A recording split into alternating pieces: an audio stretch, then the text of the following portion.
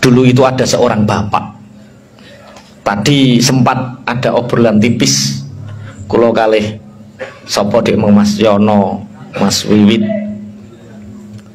Orang itu kadang Masya Allah dengan anak istrinya, orang tua biayai anak belum sempat beribadah, duwe putune dibandani neh, orang tuanya belum sempat ibadah, mikir buyut urung sempat ibadah mati. Makanya ada satu cerita, ini kisah nyata. Ada seorang bapak itu punya 3 anak. Anaknya yang pertama namanya Anis. Siapa jenenge? Anis. Ini cerita nyata. Anak yang kedua namanya Harben. Anak yang ketiga namanya Amsal. Anak yang pertama ini ganteng, pinter, sehingga anak yang pertama ini selalu diperhatikan oleh bapak. Anak yang kedua Harben ini prestasinya meningkat, kekayaannya meningkat, kaya raya, sehingga anaknya yang kedua ini juga selalu diperhatikan oleh bapaknya. Anak yang ketiga ini agak disia-siakan, punya waktu pun sedikit kalau keduanya ini tidak membutuhkan bapaknya. Suatu ketika bapaknya sudah mulai sepuh, masuk kamar, anaknya yang pertama namanya siapa? Anis. Ini dipanggil, Anis. Ini mohon maaf yang bernama Anis jangan tersinggung dulu, soalnya maduk pocongan presiden. Anis, iya bapak. Bapak kelihatannya sudah mulai renta, sudah menua. Iya bapak. Dari kecil engkau bapak perhatikan, bapak memperhatikanmu. Apa yang kamu butuhkan bapak selalu hadir. Bahkan waktu bapak banyak tersikta untukmu. Ya bapak, sebentar lagi bapak mau meninggal. Satu permintaan bapak, tolong. Apa bapak? Temani bapak ketika bapak mati.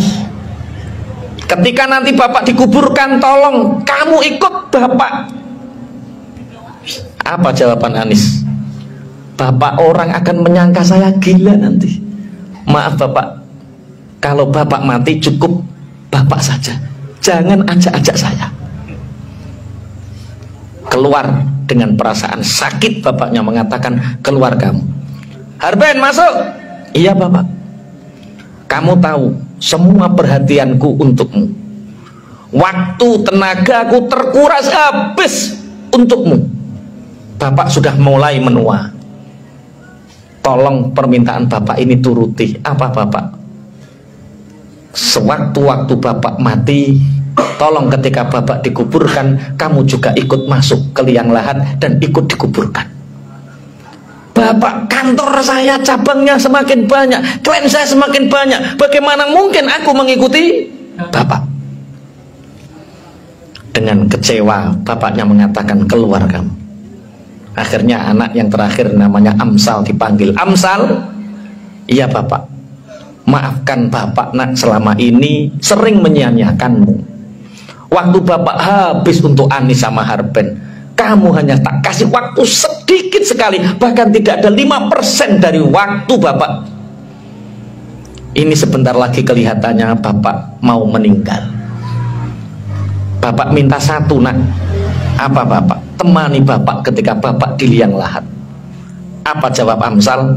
Kemanapun bapak meninggal, kemanapun bapak pergi, baik di alam kubur atau alam akhirat, aku akan selalu menemani bapak. Tidak peduli apa kata orang, aku akan membela bapak mati-matian, bahkan di alam kubur atau di akhirat.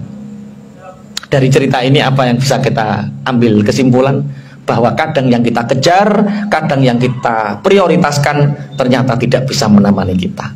Anis itu singkatan anak dan istri. Anis, waktu kita habis untuk anak istri kita, tapi mereka tidak menjadikan kita lebih taat kepada Allah. Harben itu harta benda, Amsal itu amal soleh. Awakmu iki ora angen-angen. Sing mbok angen-angen opo mau? Anis itu anak istri, Harben harta benda, Amsal amal soleh. Gak paham tak sampean maksudnya? Dari awal gak paham. Keseriusan sampean. Jadi kita sibuk nuruti kehendak anak, nuruti kehendak istri, sekian paruh waktu kita sampai kita melupakan ibadah. Hanya anak istri kita, tapi anak istri kita nggak mau menemani kita di alam kubur. Kita waktu kita habis untuk ngejar harta benda. Bengi ngudeg esuk, insyaallah dikeliling keringet meruntus, ya Allah. Dijak ngaji alasannya sibuk, dijak sholat jamaah alasannya sibuk. Padahal ketika kita nanti tua renta, tidak ada yang siap menemani kita. Yang siap adalah yang terakhir, namanya amal soleh.